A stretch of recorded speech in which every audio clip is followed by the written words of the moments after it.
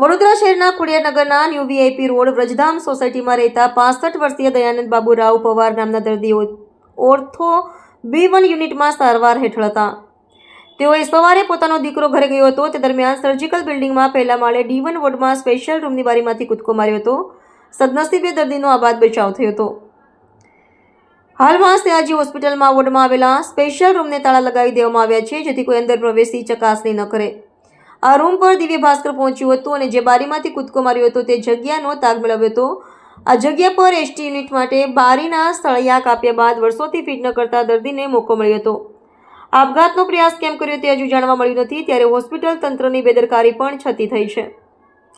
આ અંગે સયાજી હોસ્પિટલના આરએમઓ ડોક્ટર હિતેન્દ્ર ચૌહાણે જણાવ્યું હતું કે આ દર્દી અમર ઓર્થો વિભાગમાં સારવાર અર્થે આવ્યા હતા અને દર્દીએ સારવારવાળી જગ્યાએથી કૂદી આત્મહત્યા કરવાની કોશિશ કરી હતી.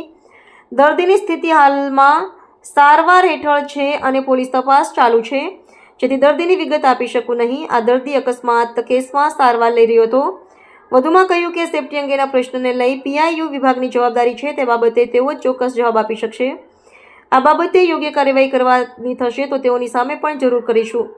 આ મેન્ટેનન્સ કામ PIU વિભાગનું હોવાનું કહી સયાજી હોસ્પિટલના આરએમઓ ડોક્ટર હિતેન્દ્ર ચૌહાણ છટક્યા હતા. ત્યારે હવે આ દર્દીઓની સલામતી રામ ભરોસે હોય તેવું લાગી રહ્યું છે.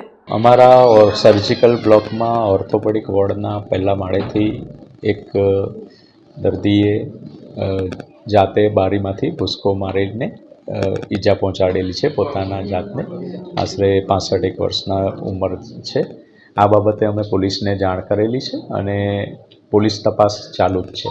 દર્દીને એના એક્સિડન્ટ કેસના સારવાર અર્થે દાખલ કરવામાં આવેલો. કૂદવાનું કારણ એ જાણવા મળેલ નથી, પણ પોલીસ તપાસ ચાલુ છે. પોલીસની તપાસમાં જે કારણ હશે એ બહાર આવશે.